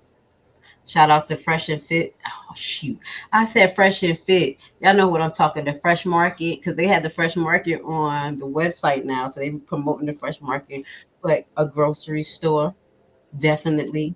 Maybe like, I don't know if y'all got Kroger or Aldi's out there. That is something that would drive in traffic, especially because when I was out there, I was looking for Aldi's. Like, where my Aldi's at? I gotta get my special water. I don't drink all types of water, so they got no. My water is from Kroger, so they don't have Kroger out there to get my fluoride-free water. So I had to go get Aquafina, and they had it at Aldi's. I love Aldi's. Oh, excuse me. Those type of more commercial based, but they're still good because Aldi's do a lot for the community. I'm mad at them right now, but car rental companies, they try to sock it to you. They bring in a lot of money, okay? Car rental companies not going to cause environmental services issues. Y'all can do that. Bus companies, small bus companies, not only ones for inside of the town, but people who actually provide bus services for the community and other places. You see what I'm saying? Y'all want some ideas? I had to come up with some ideas, like, because right now the ideas that y'all have coming up, baby, Dolton is possibly going to be gentrified by AI. And then, but the bad thing is that it seems like the market value may go down, especially with, excuse my explaining, with towers. With towers, nobody want to buy houses by towers, and it is a big risk for cancer. Okay, where else? Hospital. Y'all can try to get a hospital out there. Why not? They have a lot of community-based hospitals that y'all can get a hospital. Banks. Now, Dolton is not empty. I'm just gonna keep it real. I couldn't get it but I do have the clip. Tomorrow morning I will be putting the Lexus Butterfly release clips together. I was busy this week. I had to get back to it because I got bills to pay. You know what I'm saying? I'm not a drifter. I had to go to work. Thank God they didn't get. You know what I'm saying? Their little scheme didn't work. It won't work. But yeah, I didn't get a chance to put that together. But what I did see down in Dolton, the Sibley. Shout out to my fave. She said it right because I usually say Shelby. Sibley Boulevard is be popping. It be popping at night. I was there. That's the first place that I went to. I went to Baba's restaurant when I first got out there. And it was 1 o'clock in the morning and it was so many people out there. Oh, just heads up, y'all. We're gonna be keeping our eyes on Baba's. We're hearing some things about Baba's too. Baba's been popping. They've been opening a lot of places, making a lot of money. A lot of money. And what I'm hearing is that killings at Baba's is pretty typical. Even at that Baba. So yeah, dun dun dun dun. So back to what I was talking about. I went down there, got some clips, send love to my baby girl. Then I'm looking around. I saw Pablo's, I saw Wilma's, I saw they all right next to each other. I was showing my son, like, look, I read the article. I said I read the case for this one, for this one, for this one, and it just was bringing it to life. They have a bowling ring down in Dolton. They turned up. They was turned up in the middle of the night. Now I was like, now I see what Alexis was out there. I got y'all. It is a little turn on Sibley. Okay, so they do have some stuff, but like I said, it's what you're bringing to the community. I was thinking of a David and Buster's. That's a more commercial, controlled type of nightlife type thing. Do you see what I'm saying? It brings a lot of people. So when outsiders come, like me, I look for stuff like that. Like I look for regular stuff that I'm used to. Like, oh, let's go to David and Buster's. But we'll Google and see what's around. But I'm just saying, if you want some ideas, here's some ideas outside of bringing data centers, bringing towers. Come on, we got to do better. So please, guys, go to the zoning meeting. Go to the zoning meeting. I think it's important. All right, let's move on. I was taking notes, y'all. So what else we got? So they're talking about the street and the roads. They was talking about the concerned residents, was talking about the abandoned houses. And that sounded like that was severely neglected. Like they've been supposed to move forward on houses that was not keeping their property together. Otherwise, giving them tickets, and then that's moving into a lien. And if those people don't pay it, then they acquire them daggone properties, and it's owned by the city. So I guess they're trying to figure out if what went through that process. If they do that process, who own the homes? I guess they still trying to figure this out. But at the end of the day, it's still not a good look because that was one of the things that was overlooked during the campaign just because somebody talked about it. Y'all see, I got to cut that out. Cassandra brought that shit up, but it's really a problem that it's really a lot of abandoned houses that has a lot of shrubs and overgrown. And that's another thing that's throwing the property and the rodents, the property value down. I do apologize. And the rodents. Okay.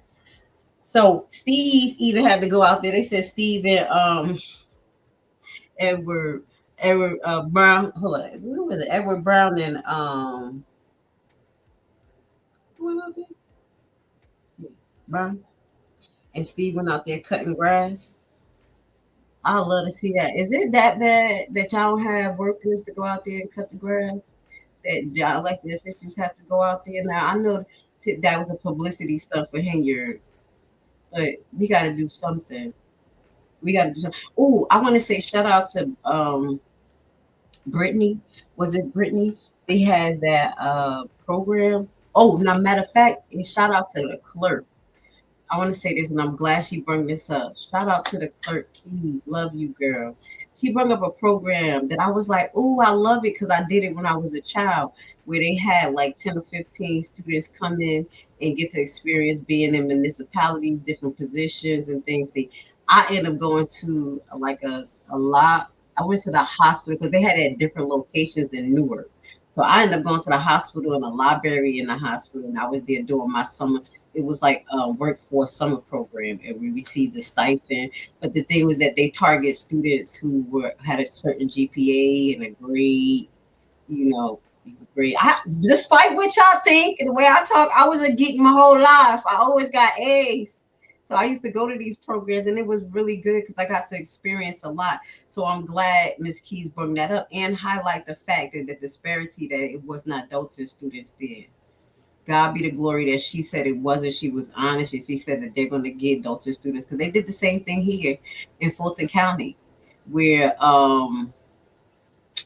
Fannie Willis ran a sham type of summer program where she had all her elected official friends, cousins, nieces come in to Fulton County and experience a program that was supposed to be for underprivileged Fulton County students. And obviously, they got a lot of gang problems and things. So that was a good program. I do think that the program should be expanded to people who may not always have the good grades, because a lot of the things I got to experience because I was a geek. I was a bad girl, but I was a geek. I was a bad girl, but I was a geek. Yeah, I used to do a lot of stuff like summer work programs. So shout out to Miss Keys for that. All right. So obviously infrastructure issues, and y'all about to have data centers up in there. Y'all gonna have basically oil refineries trying to come up in there refine oil.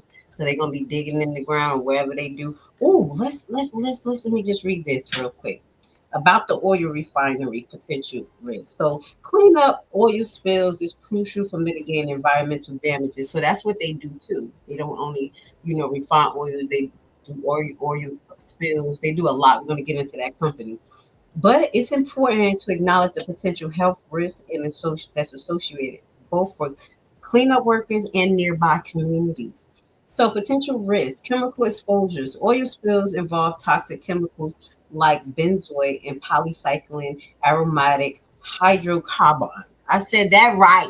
Yeah, yep. I look how you sure you able to pronounce out the long words. That's what we used to do in nursing school. Little words. I'm like, what's that? I'm just playing. Some of which are known as carcinogenic, which is cancer causing. Cleanup workers and residents living nearby is impacted can be exposed to inhalation of fumes or direct skin contact. This exposure has been linked to various health issues, including respiratory problems, headaches, nausea, skin rashes, and potential increased cancer risk in long term. Some studies have indicated that cleanup workers may experience long term alterations or worsen in their hematology. So that is like lymphoma, cancers like that, hepatic issues, um, pulmonary issues, and cardiac dysfunction.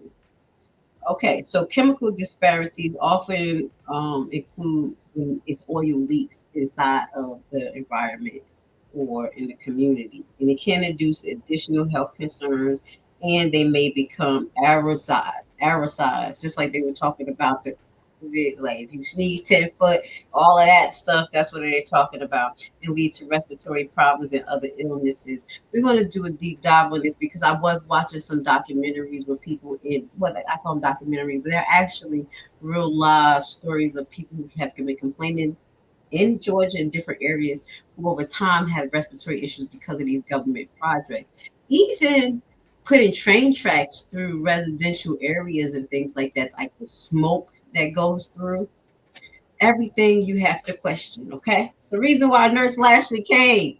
We got to think about this, okay? Safety precaution and training. So they talking about safety precaution and training, but you can't give PPE to all of the residents.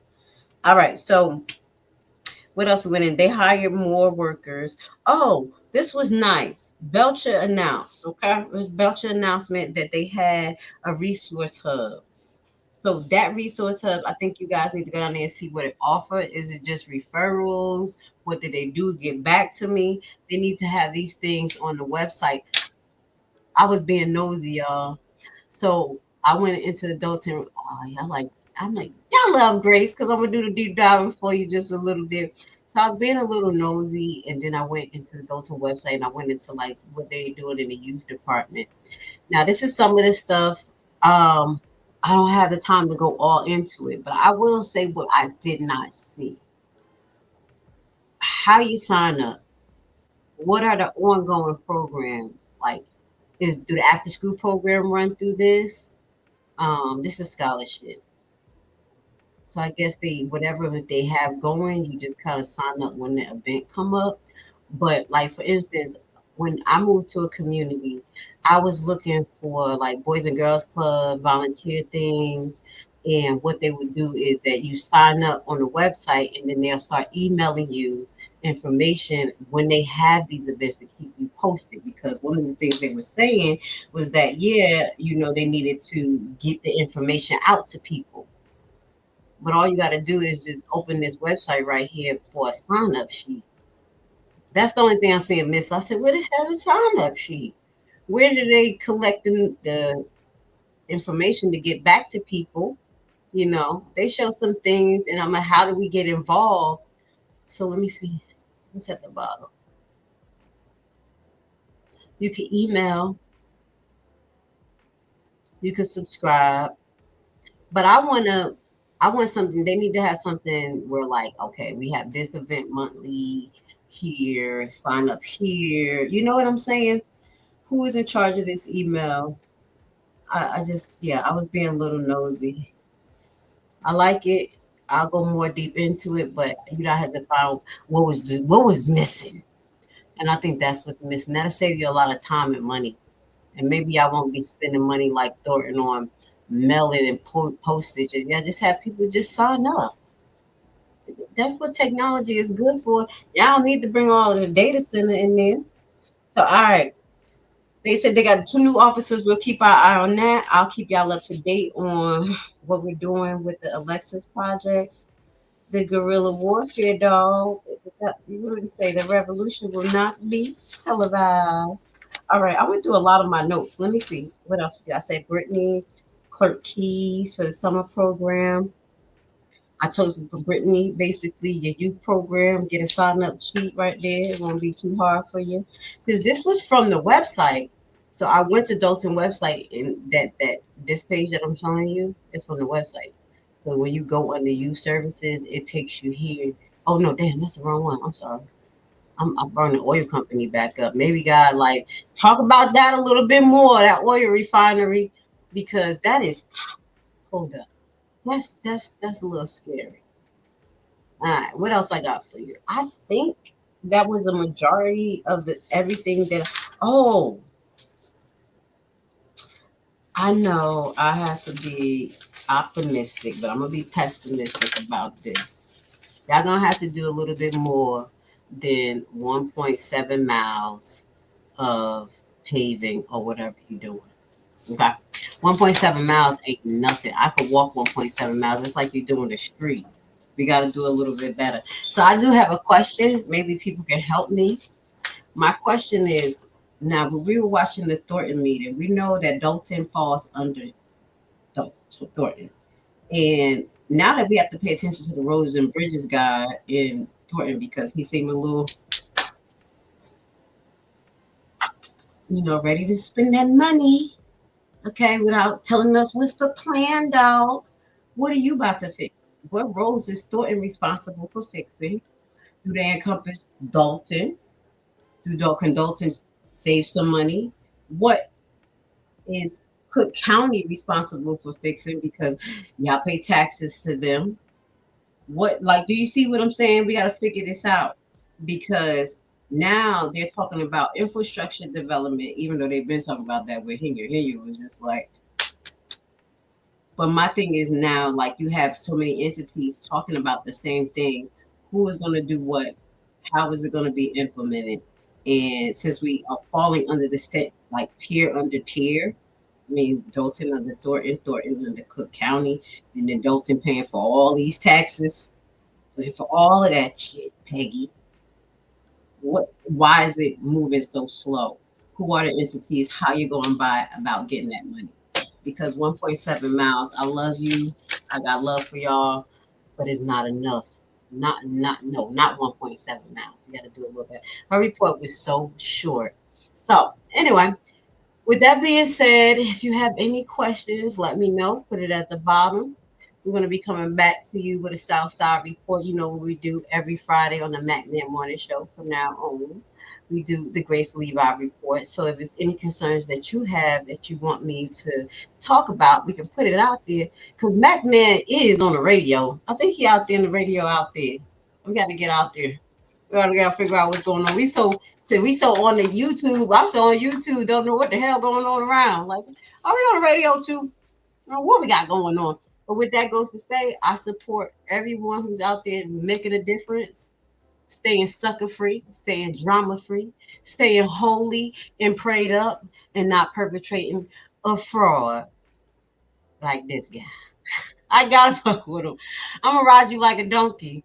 Y'all, your people try to make me lose my job. I'm not about to play with y'all. I told you, it's all hats are off.